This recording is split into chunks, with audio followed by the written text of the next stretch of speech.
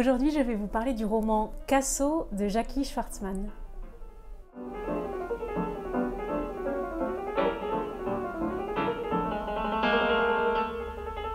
Casso, c'est l'histoire de Jackie Toudic, qui est né à Besançon, qui est un arnaqueur professionnel parce qu'il a une spécificité bien particulière, c'est le sosie de Mathieu Kassovitz. On lui a fait remarquer plusieurs fois, il a démenti souvent, et puis un jour, il n'a pas démenti. Et à partir de ce jour-là, il est devenu un arnaqueur professionnel dans le domaine, donc son mensonge est sa vie, et une vie très très lucrative, visiblement. Donc il va d'arnaque en arnaque, seulement un jour, il doit rentrer chez lui, à Besançon, parce que sa mère est atteinte d'Alzheimer. Et là, il fait la rencontre de Chloé, qui est une avocate très ambitieuse et très maligne, on va dire ça comme ça, et qui lui propose en gros de faire le casse du siècle, quoi. Alors c'est simple, vous y allez les yeux fermés, hein. J'ai adoré, je me suis marrée, mais tout du long. Je crois qu'il n'y a pas une page dans laquelle il n'y a pas une punchline ou un bon mot ou ce qu'il faut. C'est une écriture orale, c'est mordant, c'est savoureux. Donc même si l'histoire est un peu rocambolesque, je vous avoue que c'est compliqué d'y croire, en fait on se laisse vraiment aller avec délectation parce que les personnages sont tellement drôles et puis il y a beaucoup de tendresse en fait. Je crois que c'est ça moi qui m'a eu. C'est complètement barré, c'est joyeux, il y a du suspense à souhait, car ne l'oublions pas, mais oui, c'est un polar. C'est quand même dans les éditions du Seuil au cadre noir, hein, donc c'est effectivement un polar. Alors ça m'arrive pas souvent, mais ça m'est arrivé il y a pas longtemps avec le roman Modifié. J'ai ralenti la lecture tellement j'avais pas envie que ça s'arrête, quoi.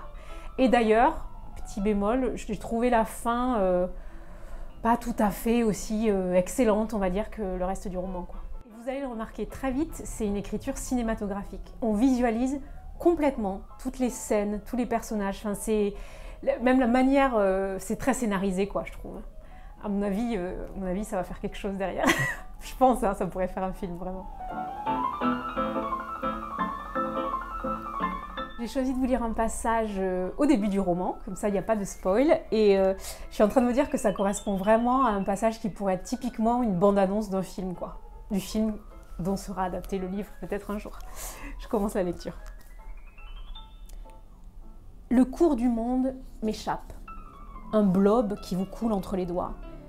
La plupart des jobs d'aujourd'hui n'existeront plus demain. Et ceux de demain nous sont encore inconnus. Une certitude cependant, tout sera toujours plus dur. Le moindre petit boulot de service met tricard les blaireaux.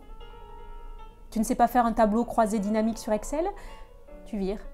Tu ne sais pas faire une macro sur Word? Tu dégages. Voilà le vrai déclassement. Les gars diplômés qui refusent de porter des cartons sont bien trop nombreux. Ils se rabattent sur les jobs de bureau sans intérêt, pour lesquels les tocards, les vrais, ceux qui n'ont même pas eu le brevet, sont tricards. La fracture sociale, c'est l'intérêt de l'activité. Certains ont un travail, tous les autres ont un labeur. Ça vous fait pas la même vie? Notre monde est dirigé par des ingénieurs et entretenu par des employés de bureau et des manutentionnaires avec rien au milieu. Trop de types, pas assez de bonne place.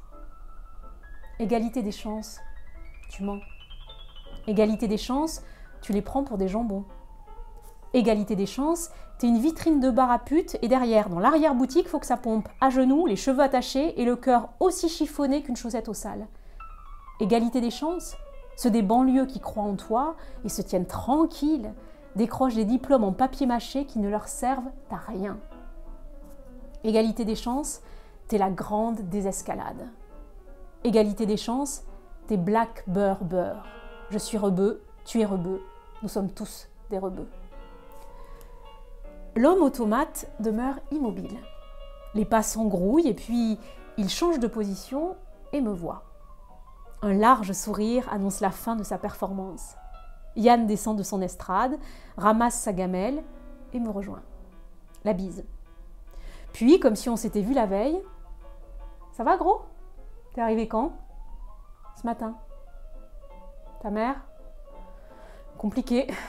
Elle se souvient pas de moi et elle croit que Nagui est son fils.